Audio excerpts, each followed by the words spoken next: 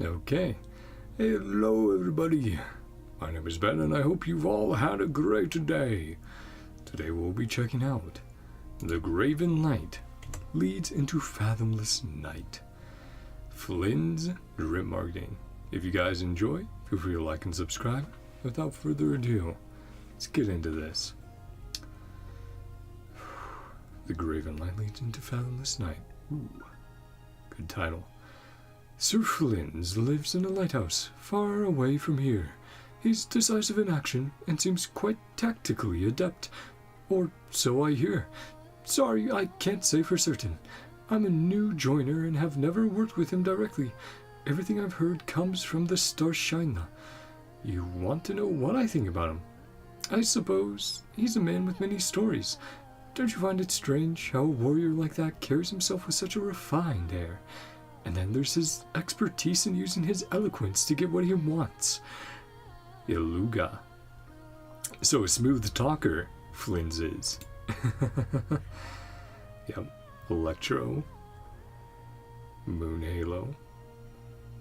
Because now no longer being called visions, at least in Nod-Krai.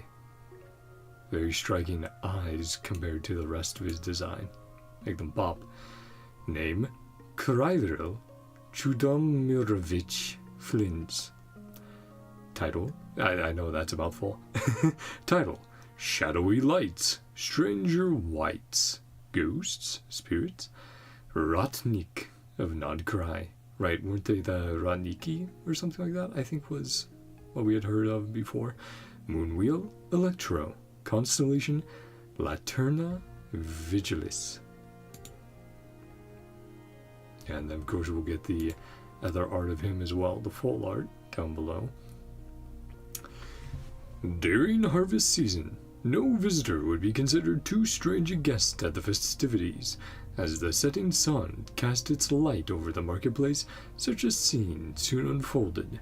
A certain gentleman arrived as well, and curious locals soon drew him into their lively conversations. The gentleman introduced himself, Flins, a warrior of the Lightkeepers.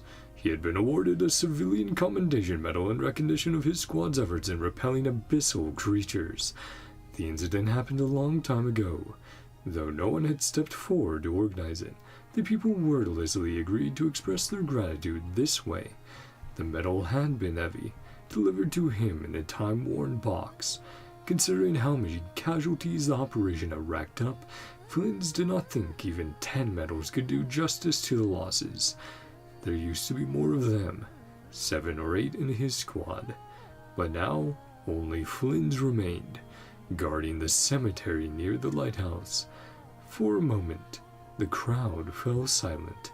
The story brought to mind many things: the wild hunt, the monsters, as well as other memories that weighed heavily on the heart. Sorrow rendered them speechless. Some others had questions, and so they asked them. But Flins did not answer. He kept his head down, seemingly reminiscing. Compared to other Lightkeepers, Flins spoke with an air of elegance. He did not deign to answer questions about his origins or whether he had any siblings. Instead, he was more inclined to talk about distant, unrelated matters. He had a way of recounting events with perfect measuredness, just as in conversation, never excessive. The past, through his words, made the listeners think to themselves, what an unforgettable tale. Considering the vast majority of his audience lacked much life experience, many who listened to Flins did so out of curiosity. It just so happened that his actions fit precisely this need.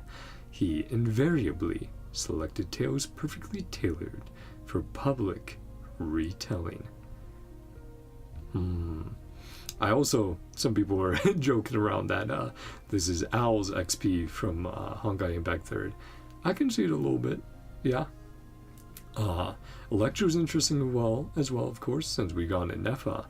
So we'll have to see how he slots in with her enabling Lunar Charged. Yeah, his design looks super cool, very clean. The knee-high boots, of course, the accessories. Like I said before, the eyes, the lantern, of course. Yeah. Super, super clean. That's what I'll call the design. The high collar. Yeah. Oh man. And I do like how we're getting a wide variety of characters from factions already, right? We're getting Frostmoon Scions, we're getting Kumgaki Craft Shop with the Nefa and Aino, Loma, of course, for Frostmoon, and Lightkeeper's Flins.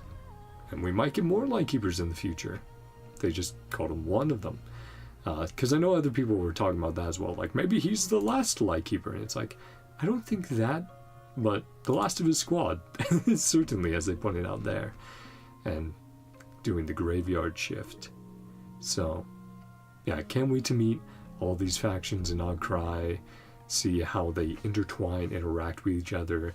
Neutral, enemies, allies, that sort of stuff. It's going to be very, very fun. And let me know what you guys think down below.